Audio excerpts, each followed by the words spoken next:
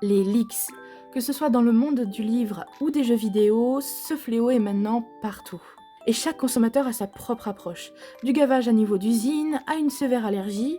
Mais avant de vous parler de mon propre ressenti envers ces leaks, c'est quoi concrètement? Donc littéralement, c'est du vol d'informations, ensuite repartagé sur les réseaux sociaux en public, avec parfois un effet boule de neige assez remarquable.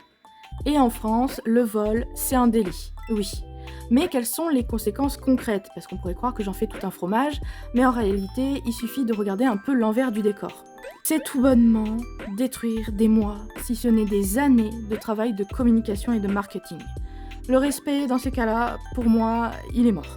On a tous notre responsabilité là-dedans et non partager ces fameuses dates de parution sur ces sites ou ces applications, c'est pas ok. Ils fouillent les fiches produits qui ont une date juste parce qu'il faut remplir légalement une pauvre case, mais elle ne sert pas du tout d'obligation ou de promesse de parution à cette date-là. Les conséquences? La hype ou l'engouement des consommateurs sont un outil de communication à la base. On essaie, en tout cas, de provoquer une réaction au moment voulu.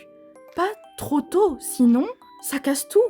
Parce que ça peut spoiler, parce que ça va influencer les attentes, mais aussi les exigences. Mais les exigences d'où? Il n'y a littéralement pas de promesse. On ne peut pas râler parce qu'une information non officielle n'a pas été respectée. On est d'accord.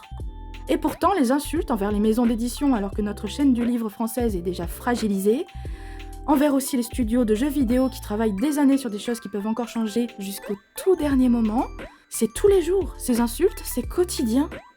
Et tout ça parce que les gens considèrent que c'est leur dû. Bref, ces quelques mots, c'est pas forcément pour vous faire culpabiliser, mais pour vous faire concrétiser vraiment la conséquence du partage de ces informations en public. Ça peut vraiment nuire à la survie de nos maisons d'édition, surtout les plus petites que pourtant nous devons chérir. Et la réputation, évidemment, qui est très importante pour réussir à commercialiser sur le long terme et à fidéliser. Donc les maisons d'édition et les studios de jeux vidéo, en ce moment, avec tous ces vols, ils sont en train de perdre beaucoup d'argent en réalité. Et mon avis personnel, c'est que maintenant, notre monde doit vivre avec les leaks. Je les évite autant que possible, mais je ne suis pas épargnée. Et je refuse d'alimenter ce cercle vicieux moi-même, donc je ne parlerai jamais de leaks en public. Si cependant vous voulez vraiment m'en parler, je vous demande de me MP, vraiment en privé, et de me demander d'abord si je suis au courant, et si je suis intéressée, pour savoir si ça ne va pas me gâcher une annonce officielle.